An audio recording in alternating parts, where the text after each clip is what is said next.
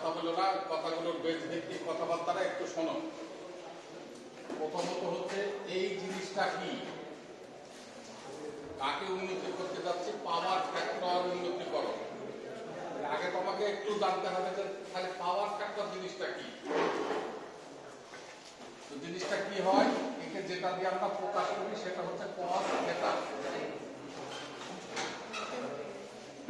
প্রকাশ হচ্ছে cos theta. তাহলে এখানে এই জিনিসটার উপরে এর সংজ্ঞায়িত কথাবার্তা। কোণ, কোণ মানে কমপক্ষে দুইটা বাহু, তাদের মধ্যবর্তী যে ব্যবধান। এখন সেই দুইটা বাহু কি? মূলত ভোল্টেজ এন্ড কারেন্ট। এদের মধ্যে যে কোণ, সেই কোণের নাম হচ্ছে পাওয়ার ফ্যাক্টর। কথা শেষ। কথা বোঝা গেল? ভোল্টেজ এবং কারেন্টের মধ্যবর্তী যে কোণ, সেই কোণের কসের মান। এটাই হচ্ছে টেকনোলজির ভাষায় আমরা যাকে বলছি পাওয়ার ফ্যাক্টর। এখন এই ভোল্টেজ এবং কারেন্টের মধ্যবর্তী কোণকে নিয়ে, এবং এই কোণের আবার বিষয়বস্তু আছে। এই কোণটা আবার সৃষ্টি হবে কিন্তু উচ্ছেদ কিসে? এসিতে, ডিসিতে কিন্তু না। এই সৃষ্টির অপশন কোথায়? এসিতে, কিন্তু ডিসিতে না। ডিসিতে কি কোণ নেই, কোণ নাই। তাহলে আমাদের আলোচনাগুলো কিন্তু সব এসি সিস্টেম। ডিসিতে কিন্তু এই পাওয়ার ফ্যাক্টর উন্নতিকরণ বলে কোনো কথাবার্তা নাই, সবই হচ্ছে আমার এসি। এই কোণকে নিয়ে, এই পাওয়ার ফ্যাক্টরকে নিয়ে, এই বিষয়বস্তু নিয়ে আমরা পাওয়ার ত্রিভুজ সম্বন্ধে কিছু জ্ঞান অর্জন করেছিলাম। নাম কি? পাওয়ার ত্রিভুজ। মনে পড়ে কিনা দেখো, খেয়াল করে দেখো। আমাদের ত্রিভুজ বিভিন্ন রকমের আছে, কিন্তু এই সাইন, কস, ট্যান, কট, সেক ইত্যাদির ব্যবহারের জন্য বা ইঞ্জিনিয়ারিং ভিউ পয়েন্টের আলোকে আমরা যে ত্রিভুজটাকে এখানে বিবেচনা করব সেটা হচ্ছে সমকোণী ত্রিভুজ।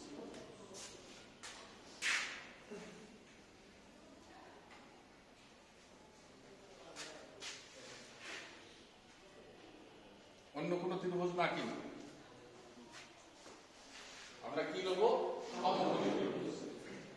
তাহলে এই পাওয়ার ত্রিভুজের সংজ্ঞায়িত কথা থেকে আমরা যদি এই ত্রিভুজের যে বাহুগুলো আছে, যেমন এটা ভূমি, এটা লম্ব, এটা অতিভুজ, এটা সমকোণী ত্রিভুজের বাহুর পরিস্থিতি, ওই বাহুগুলোতে পাওয়ারের বিভিন্ন মানগুলো প্রতিস্থাপন করলেই নাম হয়ে যাবে পাওয়ার ত্রিভুজ। আর যদি কোনো নাম না দিই তাহলে বলবো যে এটা একটা সমকোণী ত্রিভুজ মাত্র। আর যেই কিছু মান দিয়ে আমি এটাকে প্রকাশ ঘটাবো তখন এর নাম হয়ে যাবে পাওয়ার ত্রিভুজ। কথা বোঝা গেল? তাহলে এখন এই যে ভূমি বরাবর, অতিভুজ বরাবর, লম্ব বরাবর, এবার নাম দিচ্ছি একটু বড় বড় নাম, ছোটখাটো জায়গায় এটা প্রযোজ্য না। Kilowatt, KVA, KVR. দেখো এইগুলো কিন্তু আমাদের পূর্বের জানা জিনিস। সার্কিটের ভেতরে অবস্থান ছিল। ভূমি বরাবর কিলোওয়াট, অতিভুজ বরাবর কেভিএ, লম্ব বরাবর কেভিআর। এই ইন্ডিকেটিং করে যদি আমি একটা ত্রিভুজ আঁকাই তাহলে নাম বলবো আমি পাওয়ার। ঠিক আছে কথা? এইবার অনুরূপ ভাবে যদি এখানে করি, এটা কিলোওয়াট, এটা কেভিআর, এটা কেভিএ, এই হচ্ছে সেই কোণ, এই হচ্ছে সেই কোণ। কোণ আসলে কোথা থেকে? সেই পাওয়ার ফ্যাক্টরের, সেই ভোল্টেজ এবং কারেন্টের মধ্যবর্তী কোণ থেকে ওর কিন্তু জন্মটা শুরু হয়েছে। ও জন্মটা শুরু হয়েছে কিন্তু সেই ভোল্টেজ এবং কারেন্টের মধ্যবর্তী থেকে। তাহলে এই দুইটাই হচ্ছে আমার পাওয়ার ত্রিভুজ। এখন এই দুইটা প্রকারের ক্ষেত্রে আমরা যদি এর একটু ক্লাসিফিকেশন দেখতে চাই তাই মনে হয় বলতে পারবো যে পাওয়ার ফ্যাক্টর কি ধরনের হয়? তিন ধরনের।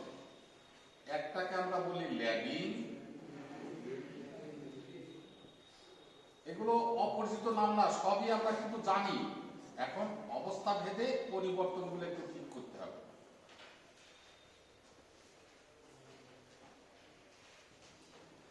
নিশ্চয় এটা কি বুঝতে পারছো কথা? তাহলে এই তিনটা ধরন যদি আমার ত্রিভুজের ক্ষেত্রে প্রয়োগ করি, তাহলে আবার তাদের ওই নামের সাপেক্ষে আবার একটু নামটা চেঞ্জ হয়ে যাবে। যেমন কি ল্যাগিং পাওয়ার ফ্যাক্টর, এই বিষয়টা নিয়ে যদি পাওয়ার ত্রিভুজ হয়, তাহলে আগে জানতে হবে সেই পাওয়ারটা কি ধরনের হবে। পাওয়ারটা হবে ল্যাগিং পাওয়ার ফ্যাক্টরের পাওয়ার হচ্ছে ইন্ডাকটিভ। হ্যাঁ, ওটা ছিল সার্কিট, এখন ওই সেন্সটাকে এবার লোডে নিয়ে আসছি। তাহলে লোডটা কি হবে? Inductive load. এইটা হবে কি? Capacitive load.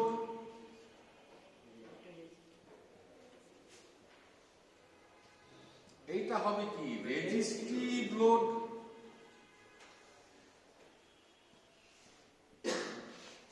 বুঝা গেল কথাটা? তাহলে লোড কি কি? Inductive load, capacitive load, resistive load. Inductive load হলে পাওয়ার ফ্যাক্টর কি ধরনের? ল্যাগিং। ক্যাপাসিটিভের ক্ষেত্রে লিডিং, রেজিস্টিভের ক্ষেত্রে ইউনিং। হয়েছে? আমাদের দৈনন্দিন জীবনে লোড পরিচালনার ক্ষেত্রে ব্যাপকভাবে ব্যবহৃত যে লোডটি এবং যেকে নিয়ে আমরা হিসাব নিকাশ করি, সেটা হচ্ছে এই ইন্ডাকটিভ টাইপ লোডটা। বুঝা গেল কথাটা? কোনটা? Inductive type load. আমাদের হিসাব নিকাশ কিন্তু ওই 100-200 ওয়াটকে নিয়ে নয়। আমাদের এখনকার এই অধ্যায় ভিত্তিক হিসাব নিকাশ, গাণিতিক বিভিন্ন প্রকাশ, সেটা হচ্ছে মিনিমাম কিলোওয়াট, ঊর্ধ্বে যা হয়। এদের নিয়ে কিন্তু এই ধরনের চিন্তা ভাবনার ফসল আমাকে ইঞ্জিনিয়ার হিসাবে কাজে লাগাইতে হবে। ওই 100-200 ওয়াটের জন্য কিন্তু এটা প্রযোজ্য না। এটা খুব ক্ষীণ, যেটা হিসাব নিকাশের প্রয়োজন নাই। কিন্তু আমাদের দরকার হবে বেশি বেশি লোডের ক্ষেত্রে এই বিষয়টা। তাহলে ল্যাগিং পাওয়ার ফ্যাক্টর, এইটার উপরে আমরা আঘাত থাকবো বেশি, কারণ কথা অনেক বলা যাবে। আমার বিষয়টা হচ্ছে যে আসল জায়গাটা যাওয়ার জন্য যেটুকু কথা না বললে নাই, তাই আমি কিন্তু বলছি আসল উদ্দেশ্য হাসিলের জন্য। তাহলে আমরা এখন ইন্ডাকটিভ টাইপ লোড সম্বন্ধে বুঝবো। পাওয়ার ফ্যাক্টরটা যা হচ্ছে ল্যাগিং, এটা সেই আলোকে এই জাতীয় ইন্ডাকটিভ লোডের যদি একটা পাওয়ার ত্রিভুজ আঁকাতে হয়, তাহলে উহা কোন ধরনের হবে? নিশ্চয়ই এটা, নাকি এটা হবে? এইটা হবে না এইটা হবে? দুইটাই তো সমতুল্য ত্রিভুজ হবে। কোনটা? এইটা এইটা হবে। কেন হবে?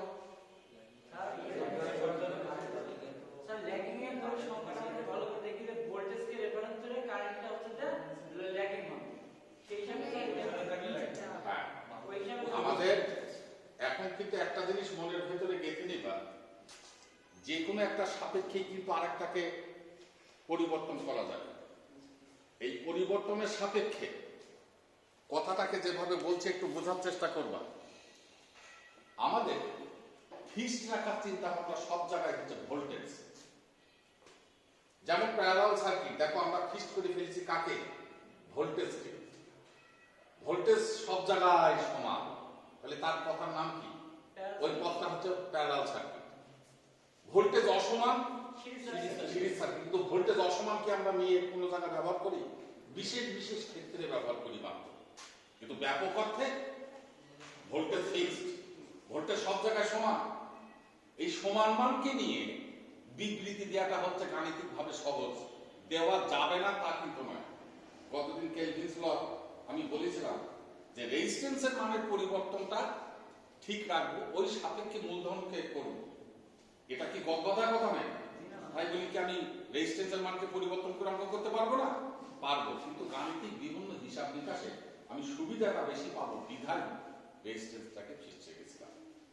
আমাদের ইঞ্জিনিয়ারিং নলেজের বিভিন্ন অধ্যায় ভিত্তিক সাবজেক্টের আলোচনার ভেতরে এই ভোল্টেজকে আমরা স্থির রেখে কারেন্ট যেহেতু ভেরিয়েবল যেটা লোডের মানের উপরে নির্ভর করবে সেই জন্য ভোল্টেজটাকে স্থির করে ফেলি, যার জন্য এই সংজ্ঞা দিতে দিতে দিতে দিতে এমন একটা পর্যায়ে চলে যাবে যেটা বাস্তবতা হচ্ছে যে ভোল্টেজ হয়ে যাবে আমাদের ফিক্সড রেফারেন্স ইত্যাদি কথাবার্তা। তাহলে আমরা ল্যাগিং পাওয়ার ফ্যাক্টর কি বলেছিলাম? ভোল্টেজ থেকে কারেন্ট যদি পিছিয়ে থাকে তাহলে তার নাম আমরা বলেছিলাম ল্যাগিং। ভোল্টেজ থেকে কারেন্ট যদি আগিয়ে থাকে তাহলে হচ্ছে লিডিং। ভোল্টেজ এবং কারেন্ট যদি একই দিকে থাকে তাহলে লিডিং। বোঝা গেছে? তাহলে সেই সংজ্ঞায়িত ভাবধারায় আমরা বলেছি ইন্ডাকটিভ টাইপ লোড কার ক্ষেত্রে হবে? Lagging power factor. এই দুইটা চিত্রে কে ল্যাগিং অবস্থা বহিঃপ্রকাশ ঘটাচ্ছে? নিশ্চয়ই এই যে পিছানো। আমাদের রেফারেন্স যদি এক্স অ্যাক্সিস বরাবর হয় তাহলে এটা কি পিছানো না? বোঝা গেছে কথা? আর এটা কি আগিয়ে? তাহলে এইটা হচ্ছে আমার ল্যাগিং, এইটা হচ্ছে আমার লিডিং। উভয়ই পাওয়ার ত্রিভুজ। একটা হচ্ছে ল্যাগিং পাওয়ার ফ্যাক্টরের পাওয়ার ত্রিভুজ, একটা লিডিং পাওয়ার ফ্যাক্টরের পাওয়ার ত্রিভুজ। এবার রেজাল্ট কথা বলছি। This is inductive load, this is capacitive load. এটা আপনারা বুঝতে পারলেন। ল্যাগিং পাওয়ার ফ্যাক্টর কোন ধরনের লোডে হয়? Inductive load. তাহলে এই চিত্রটা কার হবে? Inductive load. Leading power factor কোন ধরনের লোডের হবে? ক্যাপাসিটিভ। তাহলে এই চিত্রটা কি হবে? বোঝা গেছে কথা? এইবার পাওয়ার ফ্যাক্টরের কথা বললাম, এবার হচ্ছে উন্নতিকরণ। এই উন্নতিকরণ জিনিসটা আগে মাথায় খুব ভালো করে দেখে নিবা, তাহলে সব জায়গা বুঝতে সুবিধা হবে। পাওয়ার ফ্যাক্টর উন্নতিকরণ, তাহলে একদম আগে বেজে আসতে হবে। পাওয়ার ফ্যাক্টর উন্নতিকরণ মানে cos থিটার মানে এই মানটা উন্নতি করতে হবে, cos থিটাকে বৃদ্ধি ঘটাতে হবে, একে বৃদ্ধি ঘটাতে হবে, তাহলে তো সে উন্নতি হবে। ঠিক আছে? কি করে বৃদ্ধি ঘটাবো এইবার হচ্ছে বিষয়। কিভাবে? এই কোণকে কম রাখতে হবে যেভাবেই হোক, তাহলে কিন্তু পাওয়ার ফ্যাক্টর বৃদ্ধি পেয়ে যাবে। দেখো গাণিতিক ভাষায় তাই বলে। আমাদের মূল জিনিস হচ্ছে গাণিতিক ত্রিকোণমিতিক ফাংশনের দুইটা উপাংশ, একটা হচ্ছে সাইন আর একটা হচ্ছে কস। একজন বলেছে ভূমি আর অতিভুজকে নিয়ে সম্পর্ক স্থাপন করেছে, সেটা হচ্ছে কস। আর লম্ব আর অতিভুজকে নিয়ে যে করেছে সে হচ্ছে সাইন। এছাড়া কি তার আর কেউ অন্য কোনো কথা বলা যাবে? এই দুইটাকে নিয়ে কিন্তু ভেঙে চুরিয়ে মিশ্রণ করে যৌগিক ত্রিকোণমিতিক ফাংশন করেছি, tan theta, cot theta, sec theta, cosec theta ইত্যাদি। মূল কোনটা ছিল? সাইন এন্ড কস। সাইনটা কি ছিল? তার ধর্মগত লম্ব আর অতিভুজ রেখে। আর কস কি করেছে? ভূমি আর অতিভুজ। কথা বোঝা গেছে? এই সাইন এবং কস এদের জন্মগত লগ্ন থেকে সম্পর্ক স্থাপন থেকে একে অপরের উল্টা হতে পারে। অঙ্কের কথা বলছি কিন্তু এখন ত্রিকোণমিতি করেছো না? তাহলে এটা জায়গা থেকে জন্ম হয়েছিল, জন্মটা যদি ভালো করে ক্লিয়ার না হয় তো যতদিন তুমি বড় হবাই শুধু ভেজালি থাকবে। কিন্তু আগে বেসটাকে ক্লিয়ার করে ফেলতে হবে, তাহলে কিন্তু যতদূরই যাওয়া যাক অন্ততপক্ষে ধারণা আস্তে আস্তে সব চলে আসবে। রেজাল্ট হচ্ছে কি পেলাম? বলছিলাম যে একে অপরের উল্টা প্রকৃতি। এবার আসা যাক উল্টা প্রকৃতির কি? তার কোণকে নিয়ে। সাইন বলছে কোণ আমার যত বাড়বে আমার মান তত বৃদ্ধি পাবে। আর কস বলছে কোণ তোমার যত বাড়বে আমি তত কমে যাব। নাকি কথাই বোঝা গেল না? হ্যাঁ আজিরুল, হ্যাঁ না না আমি ক্লাসে আছি, আমি একটু অনলাইনে ক্লাসে আছি। তাহলে এখান থেকে কি আমি তারতম্য এটা বলতে পারি না যে একজন আরেকজনের উল্টা ক্যারেক্টারিস্টিক্স? এটা মনে থাকলে কিন্তু মান পরিবর্তন বা হিসাব নিকাশের সুবিধা হবে। এইবার তুমি ক্যালকুলেটর চাপ দিয়ে তুমি দেখতে পারবা cos 0 ভ্যালু হচ্ছে 1, বাট sin 0 কি ভ্যালু কি 0। এবার সর্বোচ্চ একটা মানে আসি 90 ডিগ্রি, sin 90 1, বাট cos 90 0। আসো তাহলে পরে কি বললাম আমি তোমাকে একটা উল্টা। তাহলে পাওয়ার ফ্যাক্টর উন্নতিকরণ, ধরো পাওয়ার ফ্যাক্টরের একটা মান আমি বললাম যে বইতে যেভাবে আছে যে 0.8 একটা পাওয়ার ফ্যাক্টরের মান। উন্নতিকরণ মানে কি, মানটাকে বাড়াইতে হবে, বাড়িয়ে হয়তো আমি 0.9 করলাম, তাহলে তো 0.8 থেকে 0.9 বৃদ্ধি। তাহলে এই বৃদ্ধিটা হবে কিভাবে, এই কোণকে কমাইতে। কোণ কমানো মানেই হচ্ছে আমার cos থিটার মান বৃদ্ধি। এই cos থিটা বৃদ্ধি মানেই হচ্ছে cos থিটা হচ্ছে গাণিতিক ইলেকট্রিক্যাল টেকনোলজিতে কোণ নামই হচ্ছে পাওয়ার ফ্যাক্টর। তাহলে পাওয়ার ফ্যাক্টর বৃদ্ধি। এই কথাটা মাথায় ঢুকেছে কিনা? ঢুকেছে। তাহলে যেভাবেই হোক আমাকে কোণকে কমাইতে হবে, কোণ না কমাইতে পারলে আমার পাওয়ার ফ্যাক্টর বৃদ্ধি হবে না। ঢুকছে কথা মাথাটায়? এইগুলো তো আর বইতে ওইভাবে লেখা নেই, যার জন্য বেসটাকে আমি এইভাবেই বুঝাই দিচ্ছি। এখন পরবর্তীতে বইয়ের ভেতরে যে সেইগুলোর উপস্থিতি পাবে, কিন্তু বইটার অত ক্লিয়ার করে লেখা সম্ভব না, এটা অসম্ভব ব্যাপার। রাইটারকে এত ভেঙে চুরি লিখলে তো বই হিসাবে এত মোটা, এটা সম্ভব না। এই কোণকে কমাইতে হবে। এইবার মনে করে ঘরের ভেতরে 10টা বড় বড় মোটর আছে, যার মিনিমাম ইন্ডিকেটিং হয়তো 100 কিলোওয়াট, 50 কিলোওয়াট। তাহলে 10টা মোটর থাকলে কত কিলোওয়াট হচ্ছে খেয়াল করো। এই জাতীয় লোডের হিসাব নিকাশের জন্য আমাদের কিন্তু পাওয়ার ফ্যাক্টর উন্নতিকরণ বিষয়বস্তু ওখানে কাজে লাগায়। এখন সেই চিন্তা ভাবনার জন্য এই কোণকে কমানো, যে কমাইতে পারবে, যার দ্বারা কমানো হবে, যে সমস্ত যন্ত্রের দ্বারা কমাবো, তাদের নাম হচ্ছে পাওয়ার ফ্যাক্টর উন্নতিকরণ যন্ত্র। তাদের নামটা কি? পাওয়ার ফ্যাক্টর উন্নতিকরণ যন্ত্র। কথা একটা নতুন কথা বলবো, তারা কি করে? ওই পাওয়ার ফ্যাক্টরের মানটাকে বৃদ্ধি করে। তো করে কিভাবে? গাণিতিক প্রকাশ করলাম আমরা, কোণকে কমাই ফেলবে। কি বোঝা গেল কথা? কোণকে সে কি করবে? কমাই। তাহলে উন্নতিকরণ যন্ত্রের কোণকে কমানো, এটাই হচ্ছে তার মূল বৈশিষ্ট্য। এইবার কমালে কি হবে? পাওয়ার ফ্যাক্টর বৃদ্ধি পেয়ে যাবে। মনে করো এই জায়গাটায় আমি ধরছি যে এই জায়গাটায় হয়তো তোমার মনে করো যে 60 ডিগ্রি একটা কোণ হয়ে আছে ল্যাগিং। তাহলে এই অবস্থায় তার একটা পাওয়ার ডেভেলপ হবে। তাই আমি যদি কোণকে কমাই,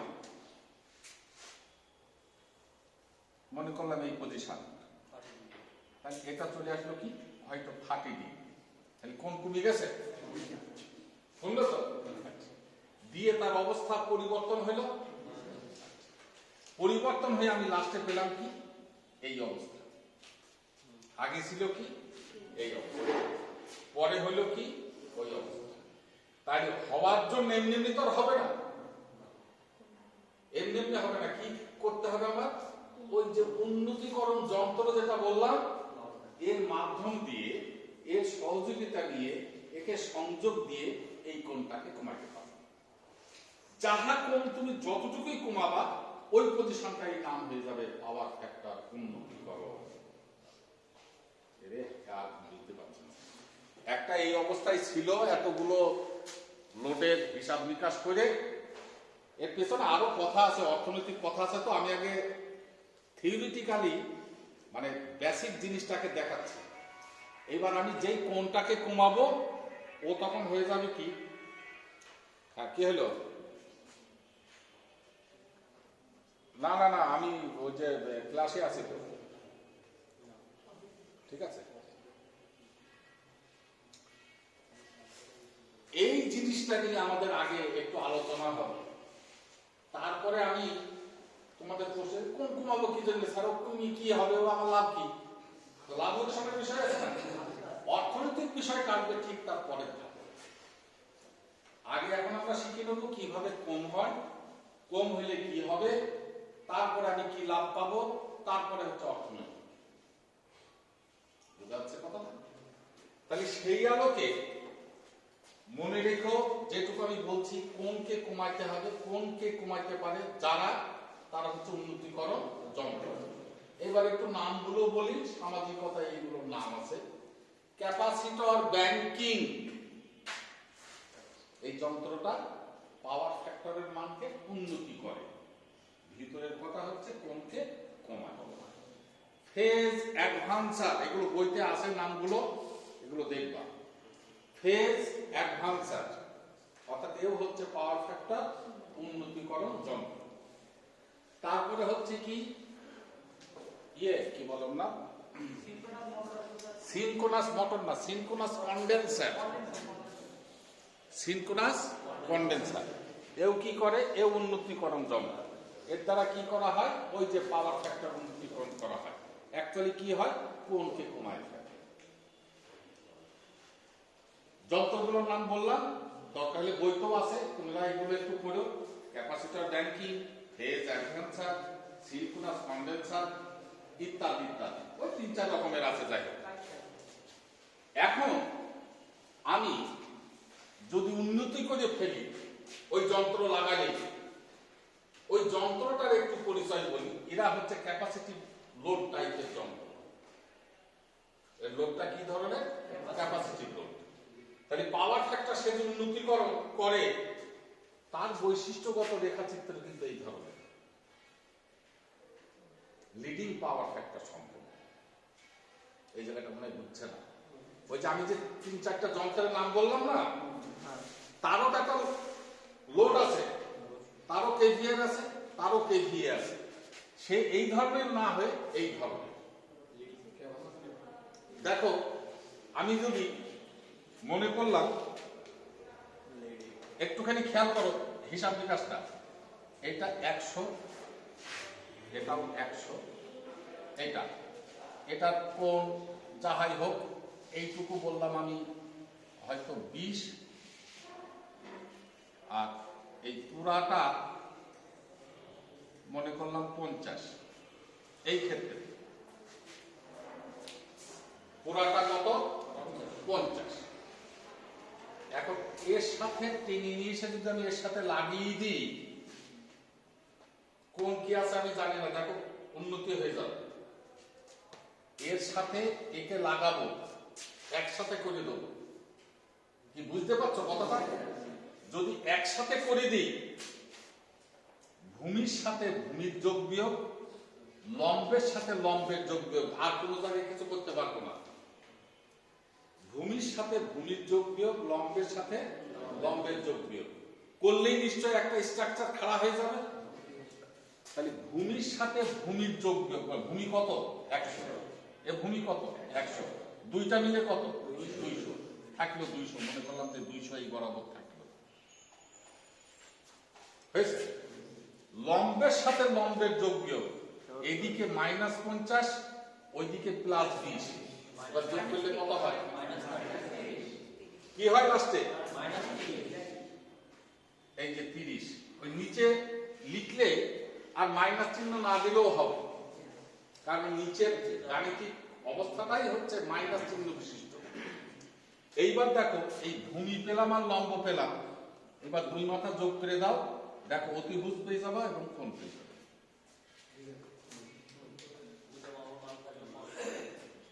পাওয়া যাবে কিনা? তাহলে এই ত্রিভুজটা কি, এই দুইটা একত্রীকরণ মান নাকি বোঝা যাচ্ছে না? এই দুইটার একত্রে মানে এটা। তাহলে লাস্টে কি হলো, পাওয়ার ফ্যাক্টর উন্নতি হয়েছে কিনা সেটা দেখো। অবশ্যই কোণ কমে গেছে, মাস্ট। এই হাত দেবো কিন্তু আমরা উন্নতিকরণ যন্ত্রে যেটা সেটা হচ্ছে লম্বকে কমাই ফেলা। লম্বকে কমাইতে পারলে আর অন্য দুইটা এমনি কমে যাবে, কোন কমে যাবে, অতিভুজ। এখনো বলো দাদা ক্লিয়ার হয়নি? লম্বের পরিমাণটাকে কমাবে এর মাধ্যম দিয়ে, তাহলে আমার উন্নতিকরণ হয়ে যাবে। যন্ত্র যে কাজটা করবে থিওরিটিক্যালি ম্যাথমেটিক্যালি যে বিষয়টা সে সম্পন্ন করে, লম্বটাকে কমায়। লম্ব কে কমাবে? মনে রাখতে হবে উন্নতিকরণ যন্ত্র অবশ্যই এটা কমিয়েছে, না হলে কারো ক্ষমতা নাই লম্ব কমানো। লম্ব যতটুকুই কমুক, সে যতটুকু মানেই কমুক, কমালেই বুঝবা যে পাওয়ার ফ্যাক্টর উন্নতি হয়ে গেছে। এইটুকু আগে মাথায় খেলাও। লম্ব কমাবে কে কমাবে? উন্নতিকরণ যন্ত্র। কমানো মানে যতটুকুই সে কমাক, এতে কি হয়ে যাবে? পাওয়ার ফ্যাক্টর উন্নতি হয়ে যাবে। পাওয়ার ফ্যাক্টর উন্নতি হওয়া মানেই বুঝতে হবে পূর্বের যে কোণ ছিল আর বর্তমান যে কোণ, এই দুইটা কোণের পার্থক্য হচ্ছে এই যে পরের কোণটা আগের কোণের থেকে মানে কম, ছোট। এটা কি বোঝা গেল? ক্লিয়ার হয়েছে? তাহলে আমরা আসলাম উন্নতিকরণ যন্ত্রের কাজ, উন্নতিকরণ কিভাবে হয় ইত্যাদি। এরপরে আমরা ঠিক আসবো উন্নতিকরণ যন্ত্রের দাম দরের সাপেক্ষে কিছু হিসাব নিকাশের কথা বলেছিলাম। আগে উন্নতিটা বুঝতে হবে যে কিভাবে উন্নতি হয়। তো এই আলোকে একটা গাণিতিক ব্যাখ্যা মাঝে মধ্যেই গ বিভাগে আসে। আচ্ছা, আরেকটা কথা এই সুযোগে বলে দিই। আমরা বললাম উন্নতিকরণ যন্ত্র যদি লোডের সাথে এইভাবে জোর দেওয়া যায়, তাহলে লম্ব কমে যাবে, পাওয়ার ফ্যাক্টর বৃদ্ধি পেয়ে যাবে, কোণ কমে যাবে। এইবার একটু অর্থনৈতিক টেকনোলজি যে বিষয়টায় সর্বাধিক প্রাধান্য দেয় সেটা হচ্ছে সর্বাধিক। আমরা কেলভিন সূত্রের এর প্রস্থচ্ছেদের মানটা বিভিন্নভাবেই কমাইতে পারি। সেই বিভিন্নভাবে কমানোটা কিন্তু কেলভিনের সূত্র ছিল না। লাস্টে বলেছে সর্বাধিক, সর্বোচ্চ, মানে এর কমে আর হবে না। ঠিক কথাটাকে এবার এর জায়গায় cos থিটাকে লাগাবে, তাহলে কি হবে সেন্সটা?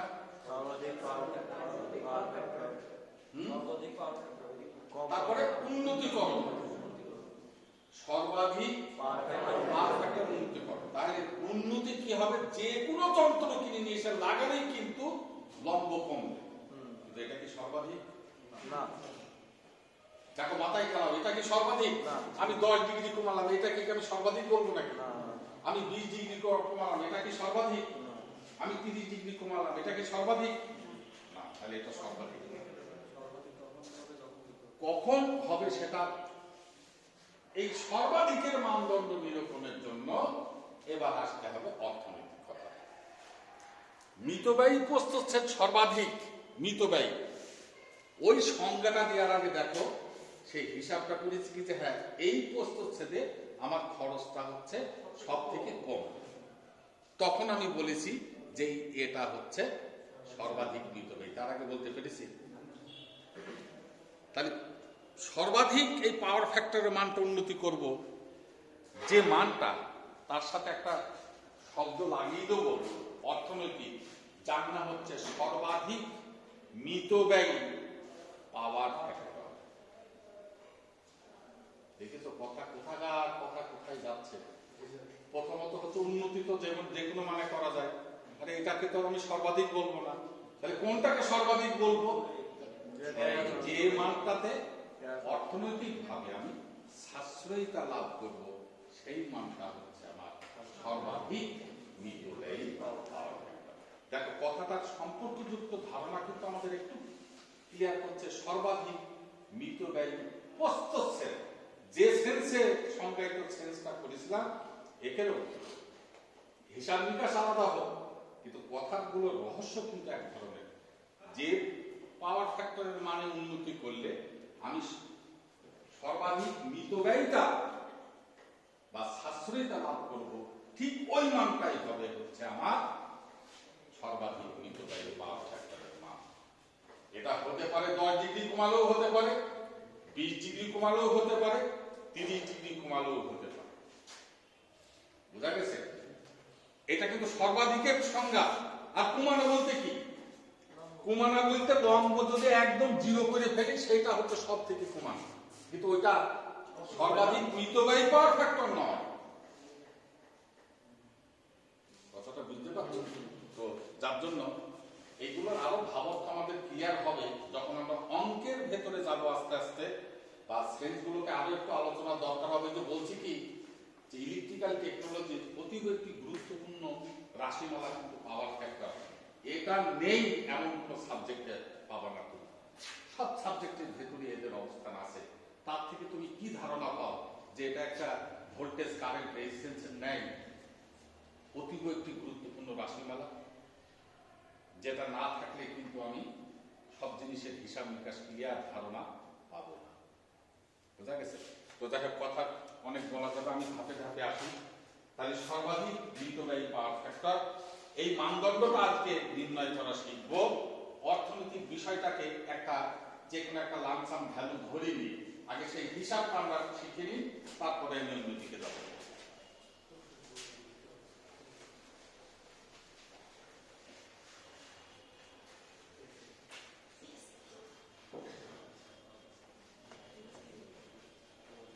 এটা পরীক্ষায় গ বিভাগে আসে, অনেক সময় অঙ্ক দেয় বা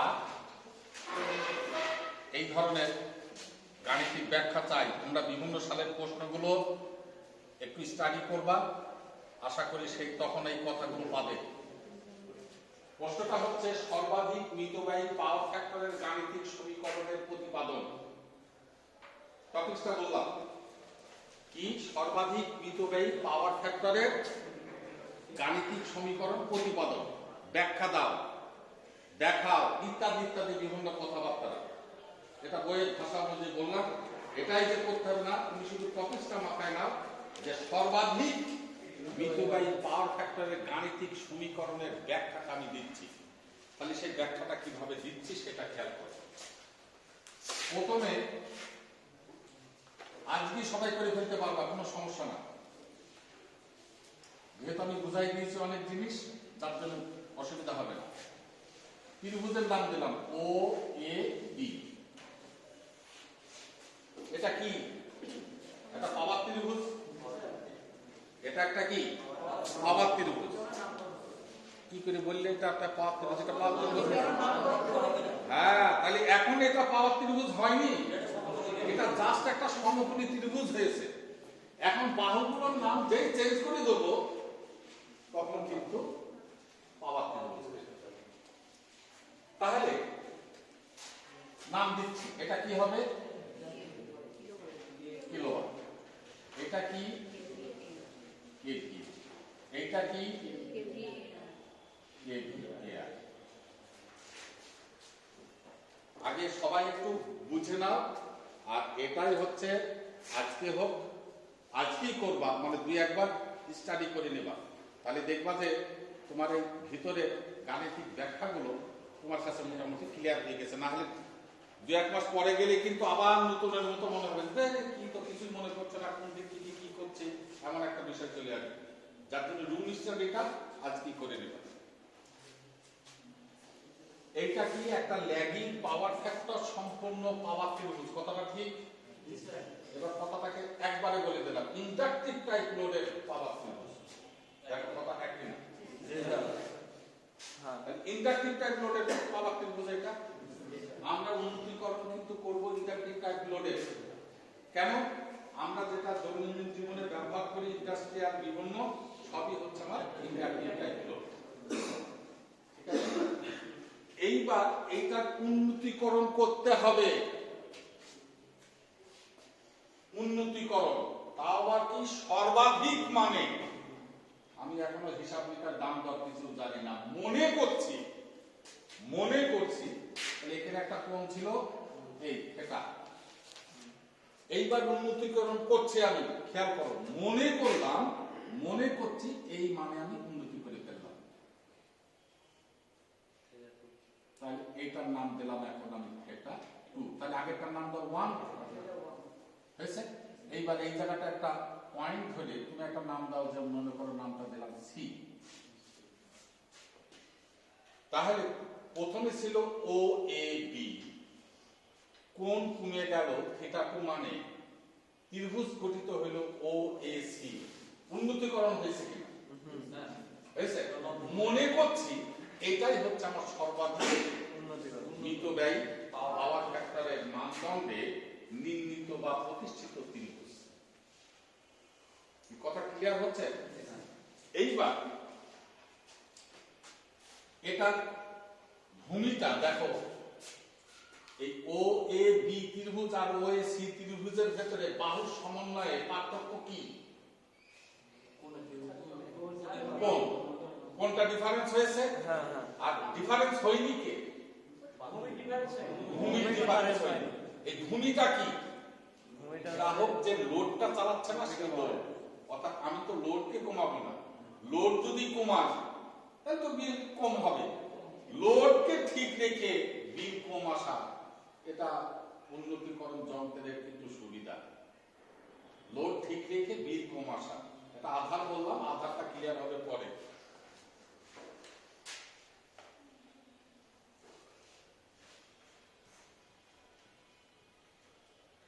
এবার কি লিখলাম দেখো তো, কিছু বুঝতে পারো কিনা? প্রথম ত্রিভুজ যেহেতু যে 1 দিন টিকেট করেছি না, তাহলে এটা কে ভি এ 1, এ beta K V A R 1। এটা প্রথমে ছিল, পরে উন্নতি করে ছোট হয়ে গেল কে V A 2, K V A আর 2। নাকি বুঝতে পারছো? না বুঝে কিন্তু বলো আমাকে, হ্যাঁ? কারণ এক কথা কিন্তু বিভিন্ন ভাবে বোঝানো যায়। দরকার হচ্ছে তোমার মনের থেকে প্রশ্নটা করা, তাইলে আমার জন্য সুবিধা হবে। প্রথমটা ছিল ও এ বি ত্রিভুজ, তাহলে ত্রিভুজ ও এ বি, এখান থেকে কি পাচ্ছি দেখো।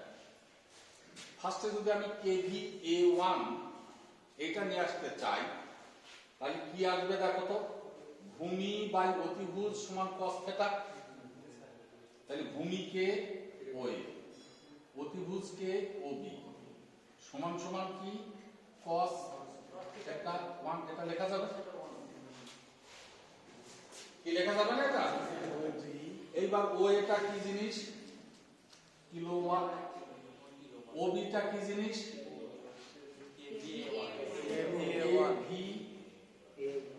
A1 is equal to cos theta।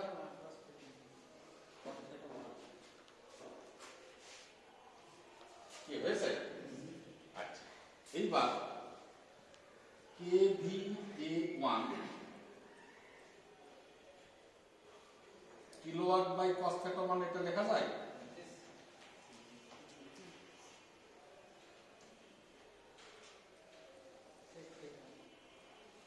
দেখো তো এটা লেখা যায়?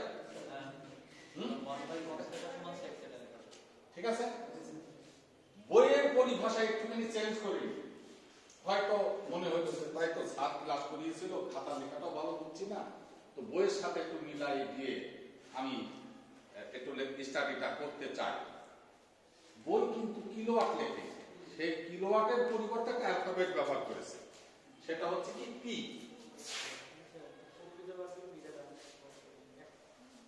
কিরে বাবা, বুঝতে পারছো কিনা যে সামথিং কিলোওয়াটকে সে ব্যবহার করেছে কি পি। এই জায়গাটায় আমি যদি লিখি পি, পি সেক থিটা 1, তাহলে কার কোনো অসুবিধা আছে কিনা? ক্লিয়ার হচ্ছে কথা? এইবার আরেকটা ধারায় আসি, লম্ব। লম্বটা কি আমার এবি, ভূমি কে O A is equal to tan theta 1। এটা লেখা যায়? কি লেখা যাবে না? ওই যে একটা cos দিয়ে লিখলাম, এবার একটা sin দিয়ে নিয়ে যাচ্ছে, লম্ব বাই ভূমি করে নিয়ে tan এ রূপান্তর করে ফেলছে। এবিটা কি ছিল আমাদের? কিলোওয়াট নাকি কি ছিল? kVAR1। ও এটা কি ছিল? কিলোওয়াট। আমরা একটু সংক্ষেপে লিখি পি।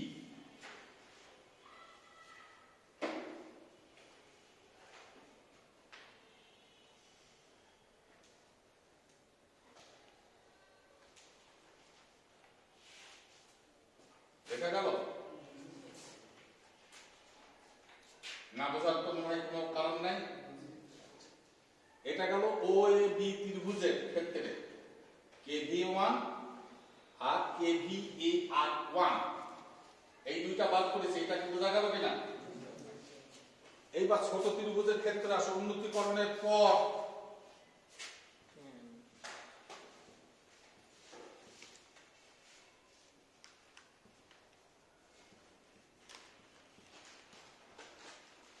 ত্রিভুজটা কি হয়েছিল আমাদের? ওএসি।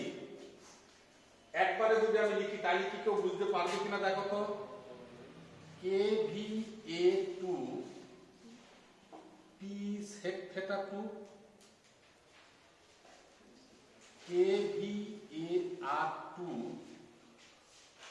P tan theta 2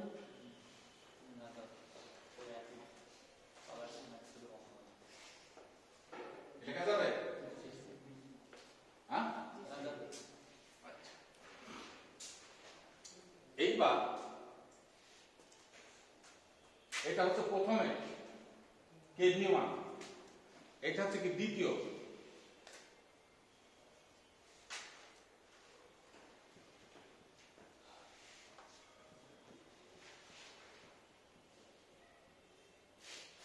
সঞ্চয় জিনিসটা কি বোঝো তো?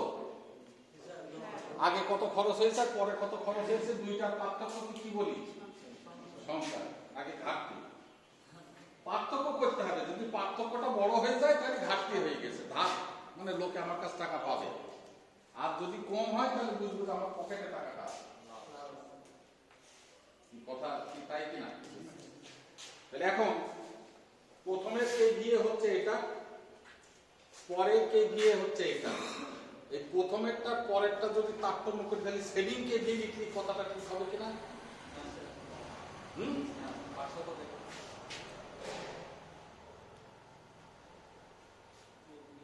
যেটা বললাম সেটা কি জিনিস? এই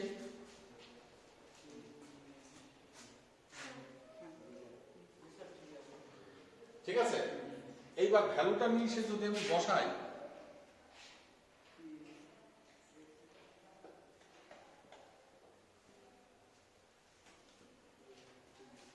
কথা কি এক?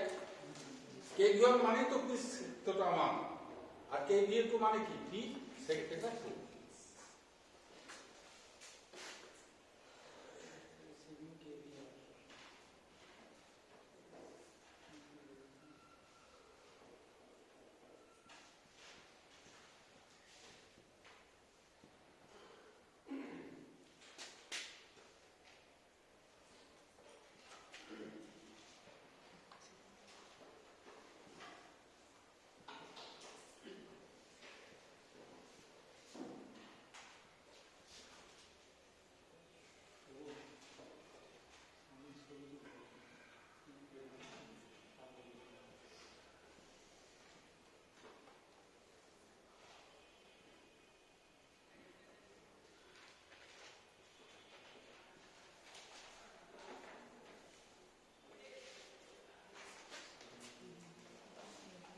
পরের যে কি করলাম খুব একটা না বোঝার বিষয় নেই, শুধু একটুখানি কথাটা ভেঙে বলে দিলেই বোঝা যাবে। ওই যে সর্বাধিক মিতব্যয়ী পাওয়ার ফ্যাক্টরের কথাটা নিয়ে এসছো না তুমি? মিতব্যয়ী মানে অর্থনৈতিক বিষয়টা জড়িত, যার জন্য একটা দাম ধরে নিলাম যে আমি যে সেভ করলাম, তো মনে করছি যে সেভ হচ্ছে, যা করেছি তার তো একটা বাজার মূল্য আছে। তাহলে মনে করলাম যে 1 KVA এর দাম হচ্ছে X টাকা, তাহলে আমি যত সেভ করেছি এই যে সেভিং KVA তার দাম কত হবে?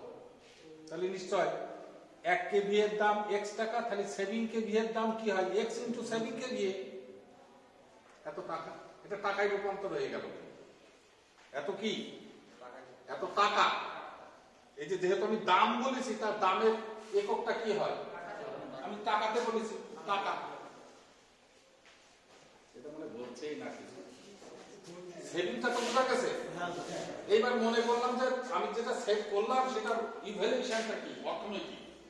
তো ধরে নিচ্ছি, আমি তো বাজারে জানি না, মনে করছি 1 KVA এর দাম হচ্ছে X টাকা, তাহলে আমি যা সেভ করেছি তার দাম কত?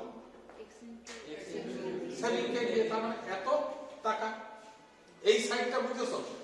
এই সাইডটা যদি বোঝা যায়, আর একটা সাইড আছে কেভিএআর দিয়ে, তাহলে সেটা আমরা করি। একবারে লিখব কি, সেভিং কেভিএ যেমন লিখেছি, এবার লিখব সেভিং কেভিএআর।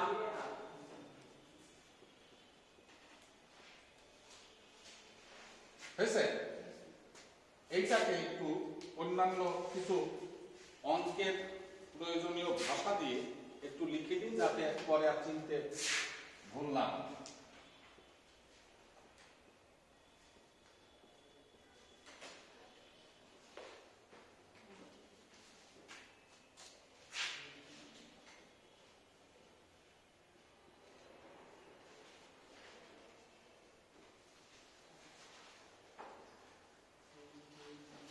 এগুলো বইতে হয়তো পাবে না, কিন্তু তারপরও এই কথাটা একটু খেয়াল রেখে। কি লিখেছি আমি? সেভিং কেভিএআর, এর নামই হচ্ছে যন্ত্রের রেটিং, এর নামই হচ্ছে প্লান্ট ক্যাপাসিটি। প্লান্ট ক্যাপাসিটি বলতে কি বলতে চাচ্ছি, যে যন্ত্রটা দিয়ে পাওয়ার ফ্যাক্টর উন্নতি করা যাবে তার নাম বলবো। যে যন্ত্রটা দিয়ে ওই যে কোণের মান কমাবো, আমি লম্বকে কমাবো, এমনি কমে নাকি কোনোদিন? তাহলে সেই যে কমাবে তার নাম হচ্ছে সেই উন্নতিকরণ যন্ত্র, তার রেটিং, তার ক্যাপাসিটি, গাণিতিক ভাষা যার নাম হচ্ছে অরিজিনাল সেভিং কেভিএআর। বোঝা যাচ্ছে কথাটা? এখন আমি যদি এটার ভ্যালুয়েশনটা ঠিক এইভাবে লিখতে চাই, তাহলে আমি লিখতে পারবো is equal two KVAR1 minus KVAR2। এইটাকে একটুখানি সংক্ষেপে লিখলাম P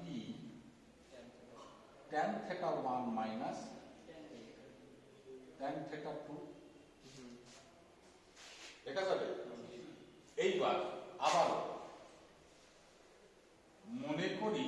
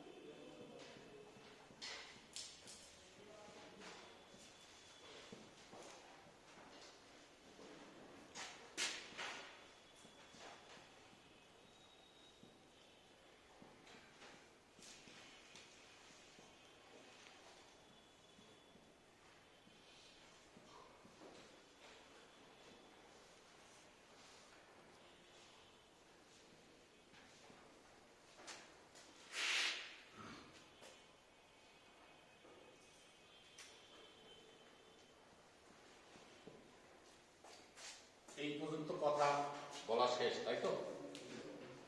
এরপরে কি লিখেছি একটু লাল কালি দিয়ে লেখা আছে,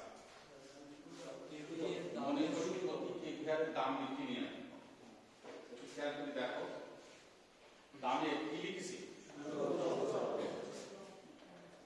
তো আমরা যদি কেলভিনের সূত্রে যাই, তার দাম লিখেছিলাম আমরা, কি হিসাব করেছিলাম?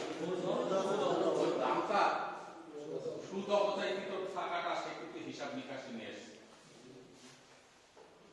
কি বুঝতে পারছো কথাটা? যে কোনো ডিভাইস যখন আমরা কিনি, তার মূল টাকা কিন্তু হিসাব নিকাশে নিয়ে আসি না, অবশ্যই যেটা নিয়ে আসি সেটা হচ্ছে তার ডেপ্রিসিয়েশন কস্ট। অর্থাৎ যে জিনিসই হোক না কেন তার একটা ভাঙনি মূল্য পাবোই আমি। ভাঙনি মূল্য একটা পাওয়া যাবে, সে তার হোক, মোটর হোক আর যাই হোক, সে ক্যাপাসিটর ব্যাংকিং হোক, সিনক্রোনাস কন্ডেন্সার হোক, ফেজ অ্যাডভান্সার হোক, ও তো একদিন নষ্ট হতে পারে। তাহলে নষ্ট হলে কি ওটা একটা ভাঙনি মূল্য হবে না? ভাঙনি মূল্য আসা মানে বুঝতে হবে যে আমার অবস্থায় চলে এসেছে। এবার মনে হয় বুঝতেই পারলো না। তাহলে কেভিআর এর দামটা, এটা একটা যন্ত্র, দেখো এটা আমার লেখা আছে কি সেভিং কেভিআর বা যন্ত্রের ডেট, মানে দেখো যন্ত্র চলে আসলো কিন্তু, বা প্ল্যান্ট ক্যাপাসিটি মানে ওই যন্ত্রের ক্ষমতাটা। তাহলে জিনিসটা কার? যন্ত্রের। তাহলে এটা একটা যন্ত্র, মানে এর ভাঙড়ি একটা মূল্য আমার 5 বছর পর হোক বা 10 বছর পর বিক্রি করতে গেলে আমি পাবো।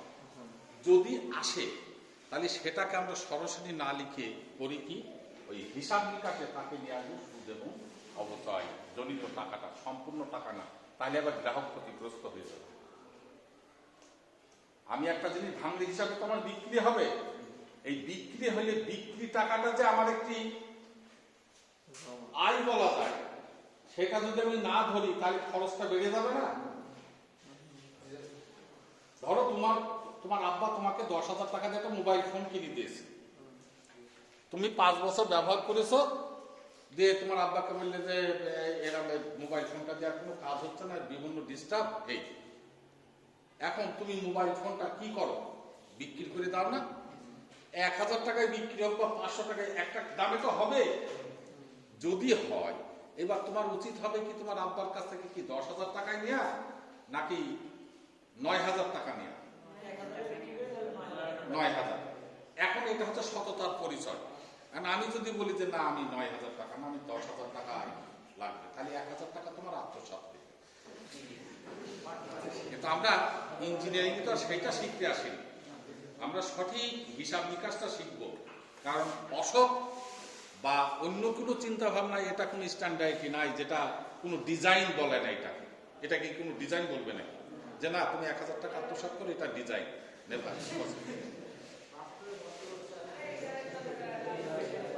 তো সেই জন্য ওই অপচয় কিন্তু অর্থটাই, তাহলে আমি বাবার কাছে কত নেবো?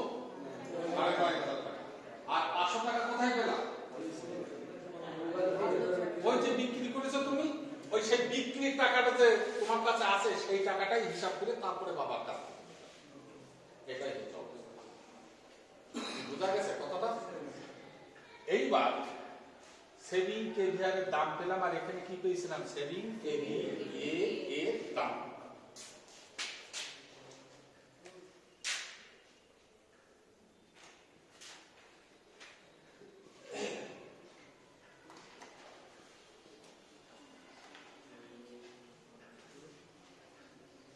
আমাদের হিসাব নিকাশ কিন্তু সব বছরে কি করে বললাম, বছরে এই কিনা বললো বছর,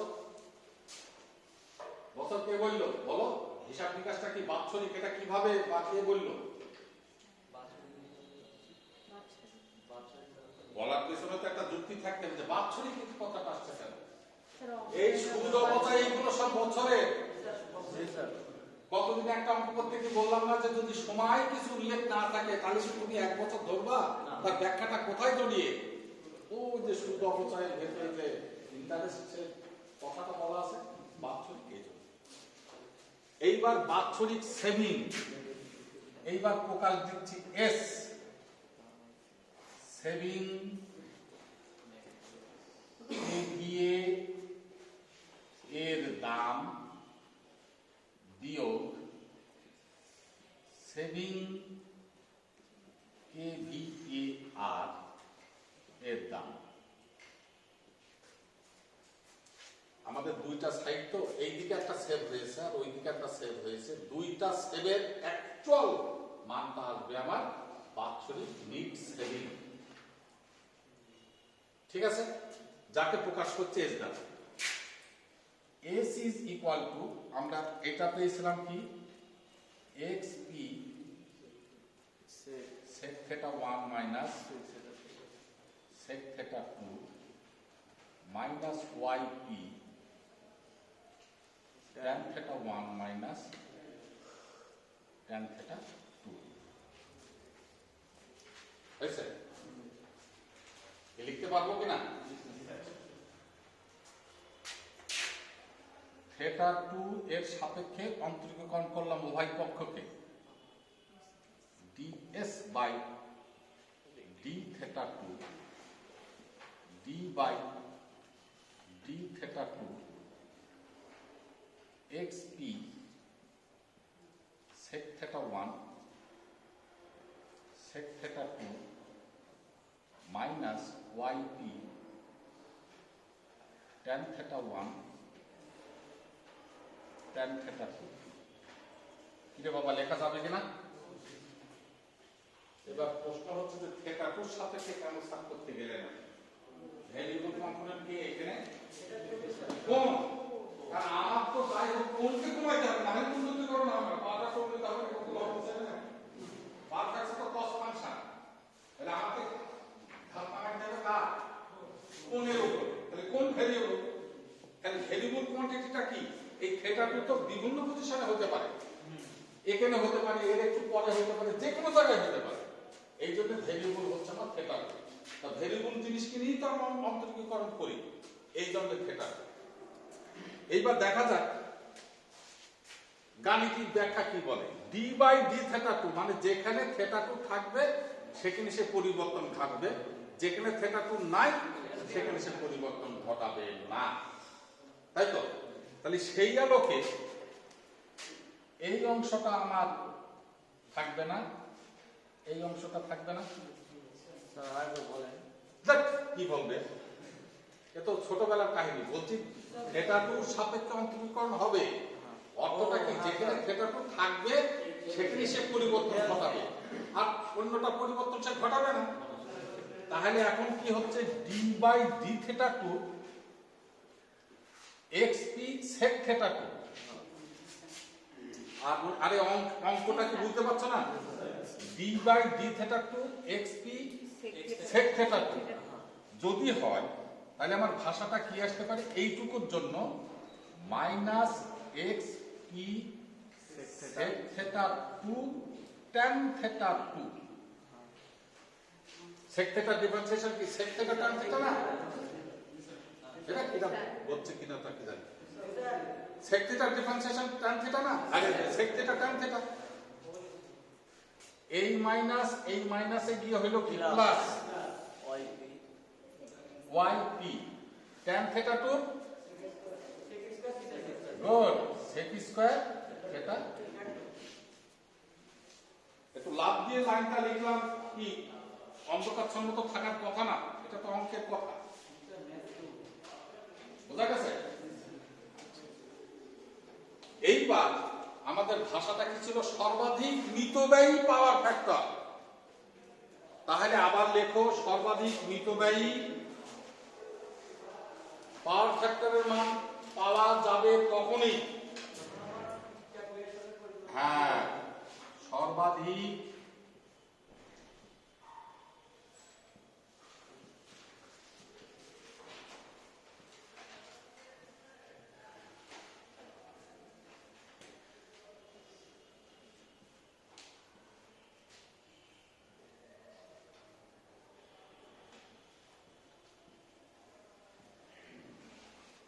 লিখতে পারি আমি, যেহেতু ম্যাক্সিমাম ভ্যালু নিয়ে আসছি।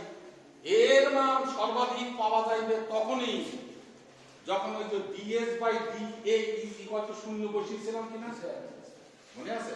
তাহলে ঠিক একই ভাষায় সর্বাধিক মিতব্যয়ী পাওয়ার ফ্যাক্টর হইবে তখনই যখন ডিএস বাই ডি থেটা 2। আর এর যা লেখার ধরন কিন্তু যে সেন্টেন্স হয়ে যাচ্ছে, একটু খেয়াল করে লিখো।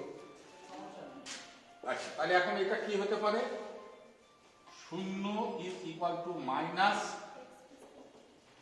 X p sec theta 2 tan theta 2 plus y p sec square theta 2। এটা লেখা যায়?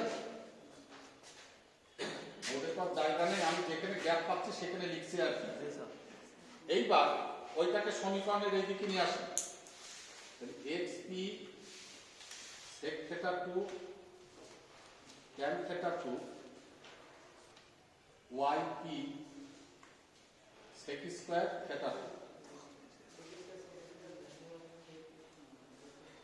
ওই মাইনাসটা এদিকে নিয়ে আসলাম, লেখা যায় এই পি ক্যান্সেল হয়ে গেল। এইবার থাকলো কি?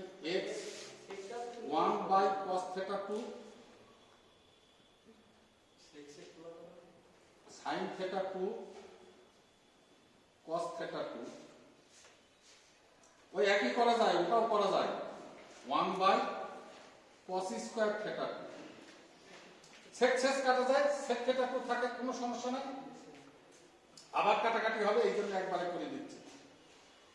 x sin theta 2 by cos square theta 2 is equal to y by cos square theta 2.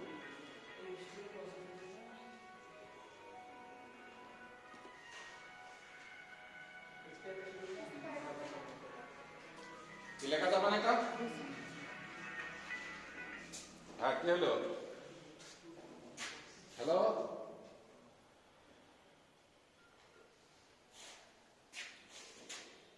ওই যে সেক থেটা দুই দিক থেকে কাটলেও যে ঘটনা, আমি যেটা করলাম একই, যার যেটা খুশি সে সেটা করবে, অসুবিধা নেই।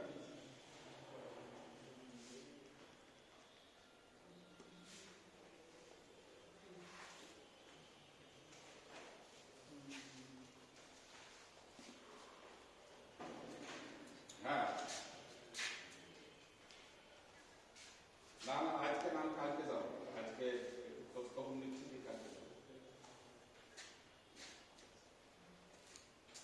বোঝা গেল কথাটা?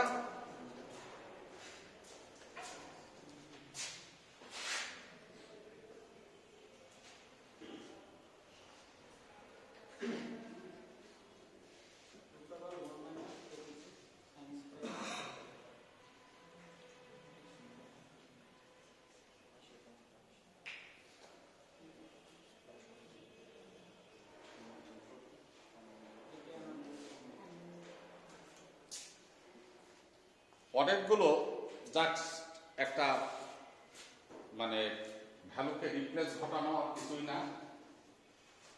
আমরা যে পর্যন্ত এসেছিলাম ওই লাইনের পরে এখানে তো না বোঝার কিছু নাই, এখানেও না বোঝার কিছু নাই, এই জায়গাটাও না বোঝার কিছু নাই, এটাও না বোঝার কিছু নাই। সাইন থেকে কস গেলে পরে কি হয়? cos theta is equal to root over 1 minus sin square theta না? তাহলে sin স্কয়ার থিটা মানে sin থিটার মানটা কি y বাই x। তাহলে cos theta 2 is equal to root over 1 minus y by x এর হোল স্কয়ার। কথাটা ঠিক কিনা? দেখো কোথাকার জিনিস কোথায় এসে রেজাল্ট দিল। রেজাল্ট বললো cos থিটা 2 নাম কি হবে? পাওয়ার ফ্যাক্টর, উন্নতিকরণ পাওয়ার ফ্যাক্টর। কিন্তু না, সর্বাধিক মিতব্যয়ী উন্নতিকরণ পাওয়ার ফ্যাক্টরের নাম। রেজাল্টটা কি? Root over 1 minus y by x। এটা যারা কেউ কিছু বলবে, কিছুই বোঝা যাবে না, খালি ভাঙতে হবে। ওয়াইটা কি তোমাকে বলতে হবে। এখানে ওয়াইটা হচ্ছে প্রতি কেভিআর এর দামের সুলভ চল, আর এক্সটা কি? প্রতি কেভিএ দাম। এইবার এক্সামিনার বুঝে নেবে যে কি রে, লাস্টে এই রেজাল্ট দিয়ে সে রেজাল্ট দিল, তার মানে আগের এই গাণিতিক ব্যাখ্যাগুলো হচ্ছে তা ধারাবাহিক। যখনই কোনো প্রশ্নে কোনো সমীকরণের কথা এক্সামিনার লিখতে দেয়, অমুক সমীকরণটি লিখো, এই কথাটা শুনে নাও, তোমরা ভুল করো। যে হয়তো অবিভাগের একটা প্রশ্ন আসলো, সর্বাধিক মিতব্যয়ী পাওয়ার ফ্যাক্টরের সমীকরণটি লিখো। এখন একটা ছেলে গিয়ে লিখি যে এখন কি, যে cos theta 2 is equal to root over 1 minus y by x এর হোল স্কয়ার, আর কিচ্ছু নেই। তাহলে এটা কি দাঁড়ালো? তুমি নিজে বলো তো, এটা কি দাঁড়ালোটা কি? আমি যেটা লিখে দিয়ে আসলাম সেটা তো আমি জানি, আমার খাতাটা তো আরেকজন এক্সামিনার পড়বে, সে তো নাও জানবে। এইবার আমাকে বলে দিয়ে আসতে হবে যে ওয়াইটা কি জিনিস, এক্সটা কি জিনিস। ডান সাইডে সাইনটা দিয়ে আসতে হবে যে এটা এই জিনিসের অর্থ, তাহলে পূর্ণতা লাভ করবে, না হলে তুমি মার পাবে। বোঝা গেছে? কখন লিখতে হয় না? যদি সেটা প্রচলিত অ্যালফাবেট হয়, যেমন ভোল্টেজের একক ভি, এটা বলার দরকার নেই। কারেন্টের একক অ্যাম্পিয়ার, এ লিখলেই স্যার বুঝবে, ডব্লিউ লিখলেই ওয়াট বুঝবে, এইগুলো বলার দরকার নেই। এগুলো হচ্ছে প্রচলিত ধারণা। প্রচলিত যেগুলো সেগুলো না বললেও ছাত্র বুঝবে। কেন আমি ওয়াই ধরেছি আর এক্স ধরেছি, কেন আমাকে গদ বাধা নিয়মটা কি? আমি তো বইয়ের সাপেক্ষে যাবো, তুমি করতে যে সুবিধা পাও, আমি তো এমএনও ধরতে পারি, আমি ধরতে পারি না। তাহলে আমার এই ধরাটা হচ্ছে প্রচলিত না, আমি যা খুশি তাই ধরতে পারি, ধরে আমি আমার ক্যালকুলেশন শেষ করতে পারি। কিন্তু সেটা প্রচলিত নাই বিধায় আমাকে বলে দিতে হবে যে আমার ওয়াই মানে হচ্ছে প্রতি কেভি এ আর এর গ্রামের অপচয়, আর এক্সটা হচ্ছে প্রতি কেভি এর দাম। আজকে এই জায়গাটা ছিল আমাদের ক্ষেত্রে একটু গুরুত্বপূর্ণ এই সেন্সে যে এটা একটা গাণিতিক সমীকরণ বা ব্যাখ্যা পরীক্ষায় মাঝে মধ্যেই আসে। তোমরা বিভিন্ন সালের প্রশ্ন দেখলে এই জাতীয়, আর ক খ বিভাগের প্রশ্ন এই যা আজকে আলোচনা করেছি এর ভেতরে অনেক ক খ বিভাগের প্রশ্ন জড়িয়ে আছে। আগামী দিন আমি যখন অঙ্কের ক্ষেত্রে যাব, অঙ্কটা করব আমরা বইয়ের ন্যায় নয়, এই অঙ্কটা করব জ্যামিতিক চিত্র দেখে, ওই চিত্রতেই অঙ্ক হয়ে যাবে। আর বই যেভাবে করছে এটাও অঙ্কের সমাধান, এটাও তুমি ফলো করো, অসুবিধা নেই, তবে ওটা প্রয়োজন হবে না, হয়তো তুমি নিজেই অঙ্ক ডেভেলপ করতে পারবে। একটুখানি যদি পিছনের দিকে যাই, আমি বলেছিলাম কেলভিনস ল, আমি যে স্ট্রাকচার খাড়া করে অঙ্কগুলোকে নিষ্পত্তি করেছি, তুমি যদি রুম স্টাডি করো ওদের সাথে ধারাবাহিকতা হয়তো মিলবে না, রেজাল্টটা কি কোনো তারতম্য হয়েছে একটু, সেটা হচ্ছে তোমার ওদেরই যে ঠিক আছে তারও তো কোনো ঠিক নাই। হ্যাঁ, যার জন্য ওইটা বলা যাবে না। এই জন্য ইঞ্জিনিয়ারিং জিনিসটাই কিন্তু এইটাই, কিন্তু এটা আমি বারবার বলি, নিজেকে বোঝা না হলে কোনো কাজে লাগবে না, গরমিল দেখা দেবে পথে। বোঝা গেছে? তো যাই হোক, আমি আজকে আর ক্লাসে বৃদ্ধি বা পরিসর বৃদ্ধি করব না। পূর্বের আলোচনায় আসি যে কেলভিনস লতে বা আয়তনের তুলনার ক্ষেত্রে রুম স্টাডিতে কারো কোনো বিভ্রান্তিকর কোনো অবস্থা বা লাইন বা প্রত্যাদি আছে কিনা? আচ্ছা, এটা কোনো প্রশ্ন হইলে 6 নম্বর উদাহরণ, এটা কোনো প্রশ্ন হইল? বলো।